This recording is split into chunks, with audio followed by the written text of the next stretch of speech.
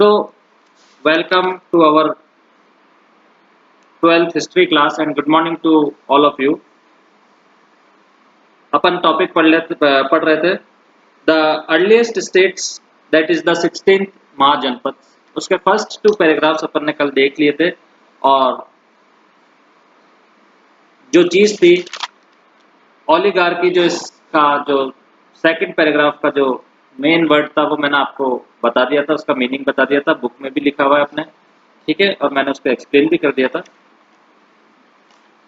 Next third paragraph is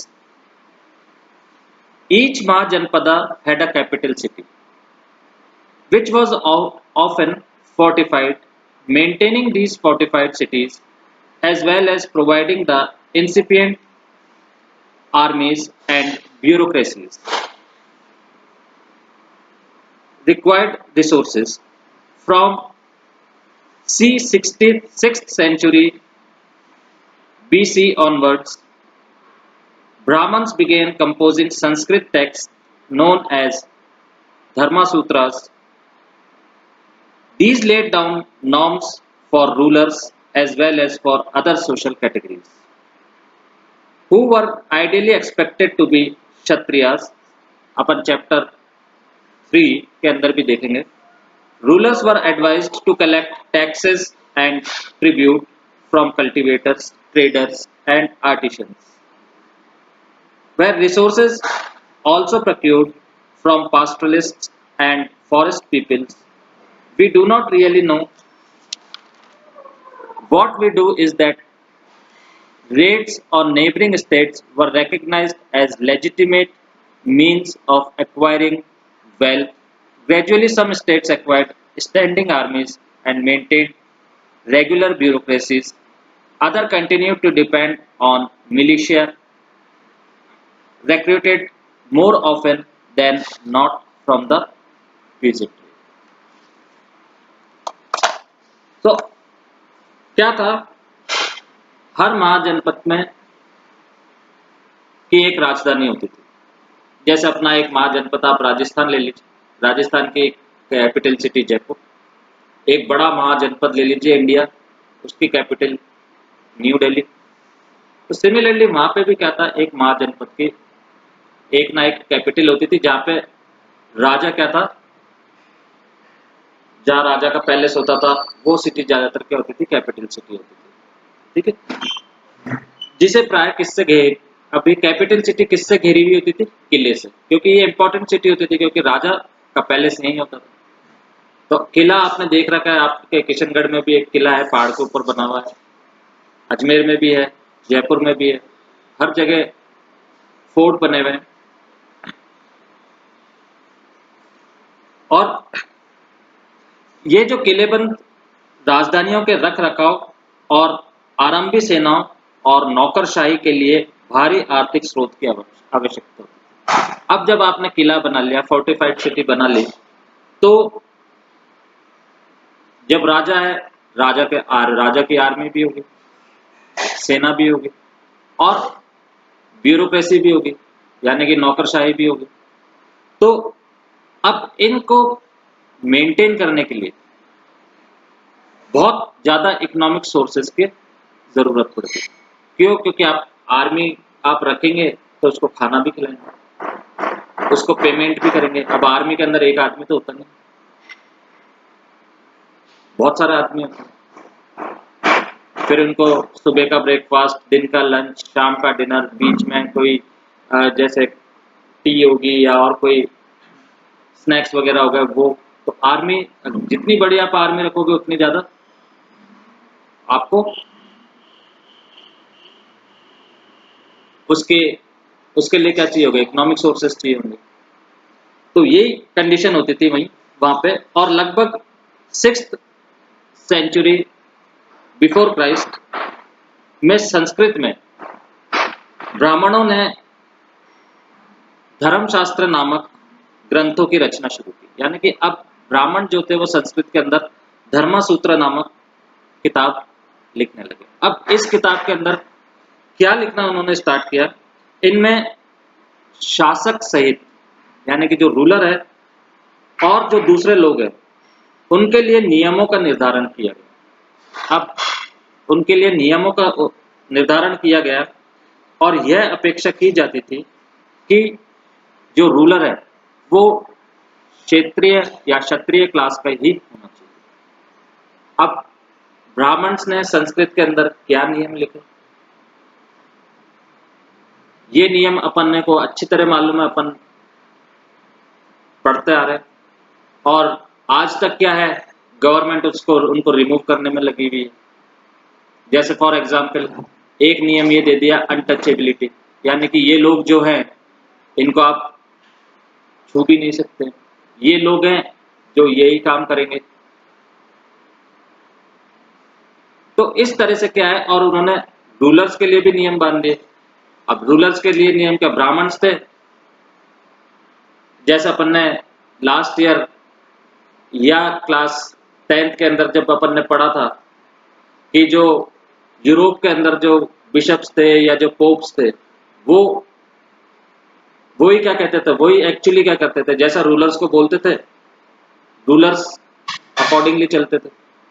क्यों? क्योंकि ये लोग क्या, सब ब्राह्मण्स भी क्या थे, ब्राह्मण्स भी क्या किसके नजदीक मानते थे अपने को, भगवान के नजदीक मानते। तो वो नियम लिखते थे कि अगर आप ऐसा करो, जैसे कि बिल्ली रास्ता काट गई तो 2 मिनट रुक जाओ। ये तो खैर सुपरस्टिशन हो गया, ये कहीं लिखा हुआ नहीं है, बट इस तरह के क्या है वो उन्होंने नियम लिखने स्टार्ट कर दिए, लोगों के लिए भी और रूलर के लिए भी। नहीं, Jews in Germany, Jews is a different thing, वो बिल्कुल ही अलग चीज हो जाती है। हाँ, हिटलर ने ये नियम बनाए थे ज्यूज के लिए, अपन यूं कह सकते हैं कि हिटलर ने जो नियम बनाए थे ज्यूज के लिए, हिटलर कोई बिशप या वो नहीं था, हिटलर तो एक डिक्टेटर था। यहाँ पे क्या है कि देखिए क्या था, शुरू से अपन ने पढ़ा कि जब सिविलाइजेशन होने लगा था, जब आदमी बंदर से इंसान की तरफ आगे बढ़ रहा था, तो वो किसी ना किसी चीज से डरता था। जैसे बहुत तेज बिजली चमकी, उससे उसको डर लग गया, बहुत तेज तूफान आ रहा है, उससे उसको डर लग गया, तो वो इन सब की पूजा करने लग गया।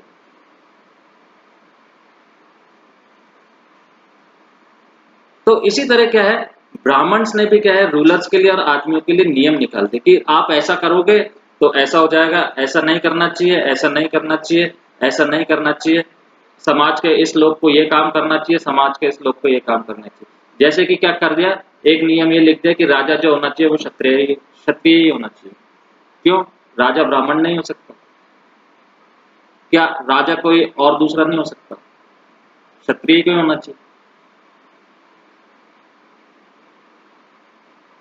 तो इस तरह से क्या ब्राह्मण्स ने संस्कृत टेक्स्ट लिखना शुरू किया और उसमें नियम लिखने उन्होंने स्टार्ट किया। अब जो भी नियम लिखे थे वो नियम अपने पास नहीं है, आगे आप जब हिस्ट्री पढ़ोगे तो आ जाएंगे, आपके पास वो नियम भी आ जाएंगे। तो यहाँ पे अपने को खाली इतना मालूम होना चाहिए कि जो ब्राह्मण्स थे उन्होंने इस समय इस पीरियड के अंदर रूलर्स के लिए भी और आम नागरिकों के लिए भी नियम लिखना स्टार्ट कर देते संस्कृत भाषा। शासकों का काम, अब देखो एक नियम ये दे रखा है, जो रूलर है उसका काम क्या है, उसका काम किसानों, व्यापारियों और जो शिल्पकार होते हैं, यानी कि जो अपने आर्टिशियंस जो होते हैं, यानी कि जो कलाकृति वगैरह बनाते हैं, इस मूर्ति वगैरह जो बनाते हैं या और कुछ और चीज वो बनाते हैं, से कर यानी कि टैक्स टैक्स लेना तथा गिफ्ट वसूलना माना जाता था। यानी कि सबसे पहले क्या था, जो अब राजा का क्या काम है, अब राजा का काम यह है कि आप इनसे टैक्स लीजिए। किन किन से लीजिए? किसानों से टैक्स लीजिए, क्योंकि किसानों से टैक्स लीजिए, व्यापारियों से टैक्स लीजिए, और जो कोई आपका ट्रेडर्स है, वो ट्रेडर्स का जो आपके आर्टिशियंस हैं उनसे टैक्स लीजिए। ये काम किसका था? राजा का।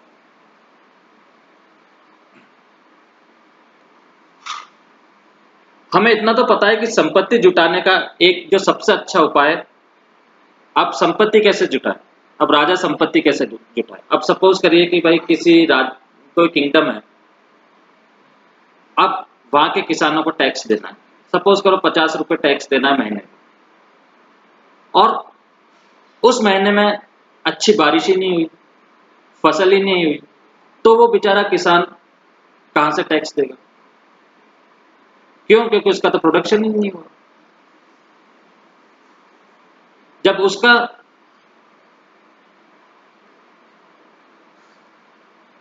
टैक्स लेने के लिए एडवाइस किसने किया? मैं बता तो रहा हूं कि ब्राह्मण्स ने जो संस्कृत में लिखने, जो नियम लिखना स्टार्ट किया। क्यों? क्योंकि उस समय सबसे ज्यादा जो पढ़ी लिखी जो कास्ट मानी जाती थी वो ब्राह्मण्स की मानी जाती थी। ब्राह्मण्स को ही सबसे ज्यादा क्या दिया जाता था? सोसाइटी का सबसे ऊपर का हिस्सा, समाज के सबसे ऊपर ब्राह्मण्स। आपने देखते टीवी सीरियल भी देखते हैं आप, आपने देखी होगी चाणक्य। चाणक्य कौन था? आप उसकी हेयर स्टाइल से पता लगा लेंगे चाणक्य कौन।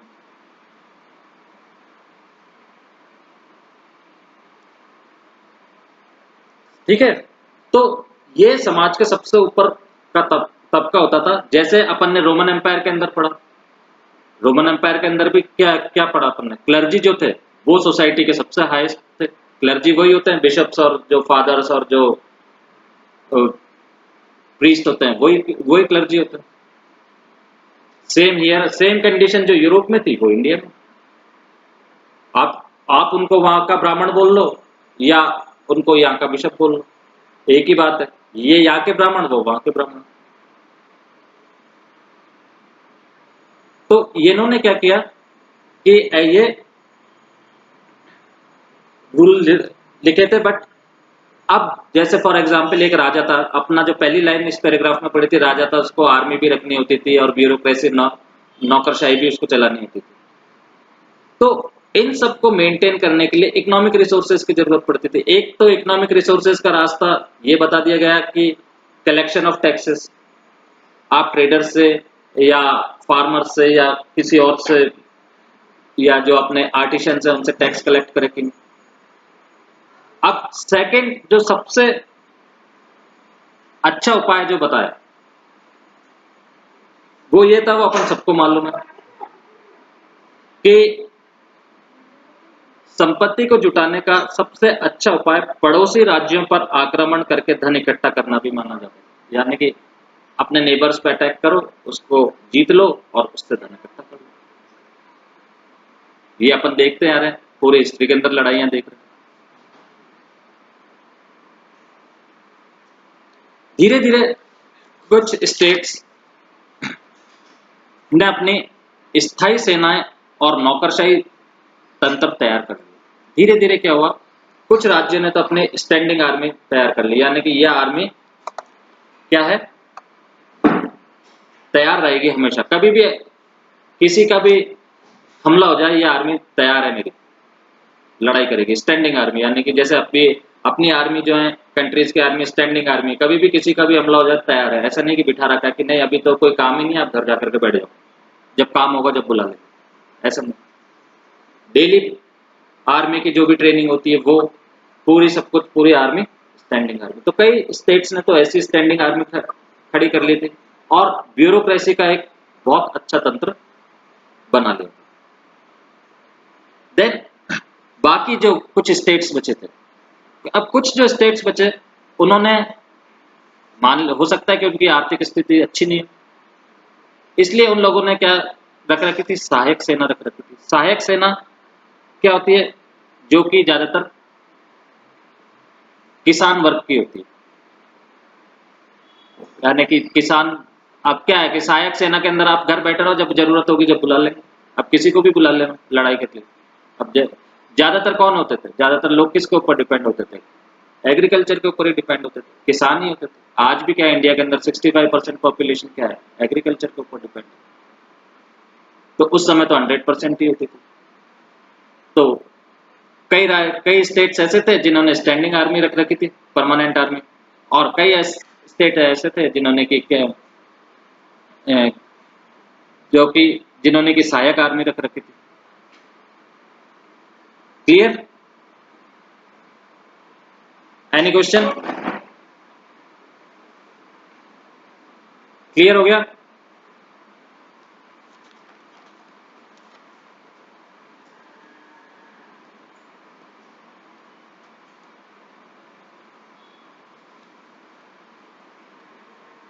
मिलिशिया मीन्स, अच्छा, हाँ मैं ये बताना मांग रहा था। Very good, good question. किसने पूछा था बेटा? 1 मिनट वापस से मेरे को नाम बताना मिलिशिया में। राइट द नेम, किसने पूछा है मेरे से ये? अनुष्का रघुवंशी। अच्छा अनुष्का, अब मैं आपको लेकर के चलता हूं आपके पास्ट, ठीक है? Chapter number 1, class 9, French revolution, first chapter और उसका 3rd पैराग्राफ। वहां पे ये वर्ड यूज हुआ है militia. What does militia means? आपको ये वर्ड वहीं पे आपके टीचर से क्लियर करना चाहिए।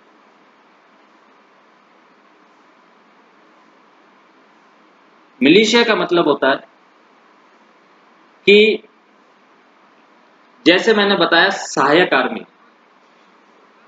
अब जैसे अपन लोग हैं, अपन आर्मी में नहीं है, अपने को आर्मी की कोई नॉलेज नहीं है, कोई नॉलेज अपने को ये नहीं मालूम है कि फ्रंट के ऊपर कैसे लड़ाई करनी है, या बंदूक कैसे पकड़नी है, कैसे उसको चलाना है, कैसे उसको असेंबल करना है, अपने को ये कुछ नहीं मालूम। बट क्या है, लड़ाई के लिए अपने को बुला लिया तो अपने को तो पता ही नहीं है। तो ये मिलिशिया, मिलिशिया मीन्स क्या होता है? अन्य पेशे वाले लोग जो लड़ाई के समय सिपाही का काम दे। यानी कि अब अपनी मेरी ऑक्यूपेशन तो टीचर है, मेरे को क्या मालूम कि बंदूक कैसे चलानी है? मैंने तो आज तक यही सिखाया कि भाई लड़ाई मत करना। हाँ very good, a group of people not a professional soldiers, very good. तो यही अन्य पेशे वाले लोग जो लड़ाई के समय सिपाही का काम करते हैं। अब जैसे कोई जूते बनाने वाला है, उसको लड़ाई के लिए भेज दिया, अब उसको तो लड़ाई करना आती नहीं। ये क्या होता है? ये मिलिशिया होता है। और इसीलिए फ्रेंच रेवोल्यूशन के अंदर जब के जब वो कौन सा किंग था, किंग जो वो किंग था, उसने जब फोर्ट के अंदर जब उसने ब्रेड के प्राइस बढ़ा दिए थे और दूसरी चीजों के टैक्स बढ़ा दिया था, तो लोग सड़कों पर उतर आए थे और उन्होंने बेस्टिली जो प्रिजन था उसको पूरा तोड़ दिया था। और जो लोग ये सड़कों पर उतर के आए थे, ये लोग कोई सोल्जर नहीं थे, बट इन्होंने आंदोलन किया। और आंदोलन करते समय इन्होंने क्या किया? हथियार उठा लिया। हथियार कौन कौन से उठा लिए? फावड़ा था, गैती थी, जो भी था, जो भी इनको मिला हथियार, वो इन्होंने उठा लिया और लड़ने के लिए तैयार हो गए। ये होती है मिलिशिया। यानी कि ये राज वो उस समय राजा के सैनिक नहीं थे। सैनिक तो स्पेशलाइज्ड होता है। अब अपना सोल्जर है वो तो लड़ाई में स्पेशलाइज्ड है, अपन थोड़ी स्पेशलाइज्ड। क्लियर? समझ में आया? हाँ बेटा, ये सारी चीजें क्या थी उस अपने को? क्या है, देखो अब आपका 12th के बाद क्या है? Competitive exam. आज का अगर आप न्यूज़पेपर पढ़ेंगे ना, आज का न्यूज़पेपर तो जो सिलेबस कट किया है, 30% जो सिलेबस कट किया है, वो ही अखबार में लिखा है, वो भी कॉम्पिटिटिव एग्जाम्स में आएगा। कट तो कर दिया, आपको यहाँ 12th में नहीं पढ़ाया जाएगा। आप भी खुश है, मैं भी खुश हूँ कि भाई बच्चों को नहीं पढ़ाना, मेरी भी बला टली, आपकी भी बला टली, आपको नहीं पढ़ना, मेरे को नहीं पढ़ाना। बट वो भी कॉम्पिटिटिव एग्जाम है। अब आगे आप 12th के बाद यही काम करेंगे। आपको अच्छी जॉब चाहिए, आपको आईएएस बनना है, आईपीएस बनना है, जो भी बहुत अच्छे बनना है आपको, तो ये सब तो आएगा। तो ये सारी यही चीजें हैं छोटी छोटी, जो क्या है कि अपन क्या करते हैं, जब अपन क्लास में पढ़ते हैं ध्यान नहीं देते हैं, और ये क्या होती है, छूट जाती है, फिर बाद में बहुत प्रॉब्लम करती है। हाँ, किंग लुइस 16 जो था, ठीक है, वेरी गुड, आपको याद है। Clear? So now before starting a new topic, मैं आपको एक चीज और बताना चाहता हूं। एक शब्द अपन बार बार पढ़ रहे थे, इंस्क्रिप्शन। पढ़ रहे थे, नहीं पढ़ रहे थे? हाँ, तो अब आपकी बुक खोलिए और उसका पेज नंबर इसी चैप्टर में दे रखा है। बुक में आप पेज नंबर खोलिए, पेज नंबर 29। हाँ, इसको बहुत अच्छी तरह से मार्क कर लीजिए, ऊपर राइट लगा लीजिए। अब बार बार वर्ड अपन यूज करते आ रहे हैं, बहुत समय से कर रहे हैं, 11th क्लास से कर रहे हैं, या मेरे ख्याल से 8th क्लास 7th क्लास से, जब से हिस्ट्री स्टार्ट करिए पढ़ना, जब से ये वर्ड आ रहा है इंस्क्रिप्शन। अब सबसे पहली चीज, इंस्क्रिप्शंस को हिंदी में क्या बोलते हैं, तभी आपको समझ में आएगा, क्योंकि इसके ऊपर क्वेश्चन आ गया, what do you mean by inscription.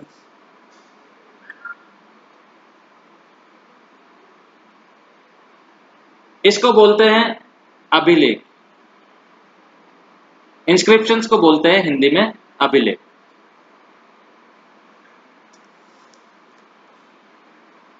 सो मैं आपको समझा रहा हूं ये क्या होता है। Inscriptions are writing engraved on hard surfaces such as stone, metal or pottery. They usually record the achievements, activities or ideas of those who commissioned them and include the exploits of kings or donations made by women and men to religious institutions. Inscriptions are virtually permanent records, some of which carry dates, others are dated on the basis of calligraphy or styles of writing with a fair amount of precision. For instance, 250 before Christ, the letter A was written like this. आप पढ़ रहे हैं इसमें कैसे लिखा हुआ है, and by 500 Anno Domini AD, it was written like this. तो इंस्क्रिप्शंस उन्हें कहते हैं, या अभिलेख उन्हें कहते हैं, जो पत्थर, मेटल या मिट्टी के बर्तन जैसे कठोर सतह पर खुदे होते हैं, यानी कि जो सतह है वो कौन सी होनी चाहिए, कठोर, उसके ऊपर खुदे हुए होते हैं। एनग्रेव मीन्स खुदे हुए।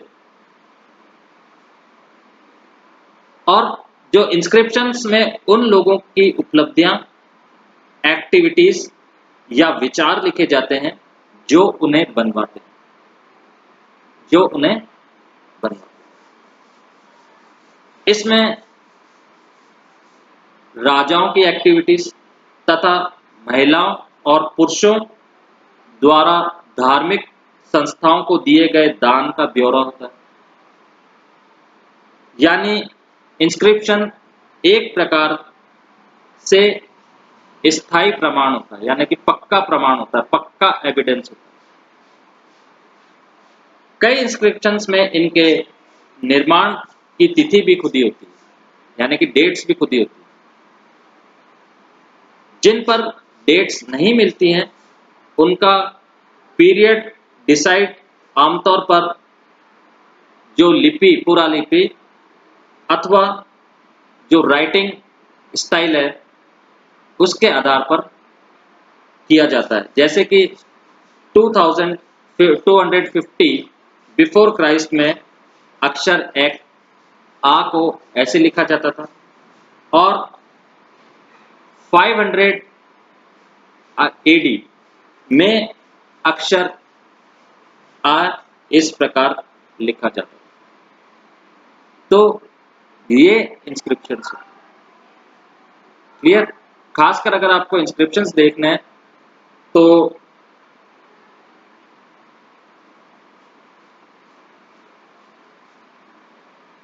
आपने को कई ऐसी जगह है जहाँ पे ऐसे पत्थर हैं जहाँ पे इंस्क्रिप्शंस लिखे रहते हैं।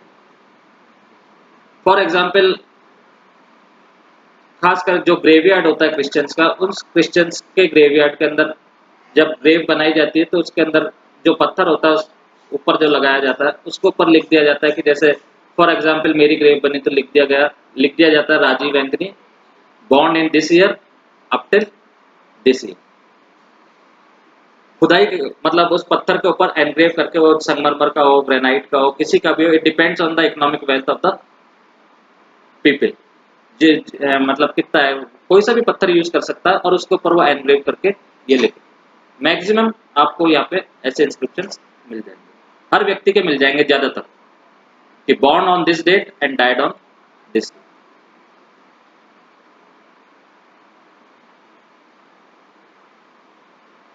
हाँ, अशोका के इंस्क्रिप्शन से बहुत जगह मिल जाएंगे इंस्क्रिप्शन, इसको बोलते हैं एनग्रेविंग इंस्क्रिप्शन। ठीक है, तो बेटा टाइम हो गया, अब इसका जो नेक्स्ट पैराग्राफ है इंस्क्रिप्शन का कल ले लेंगे अपन, और फिर नेक्स्ट टॉपिक ले लेंगे। क्लियर, समझ में आ गया आपको?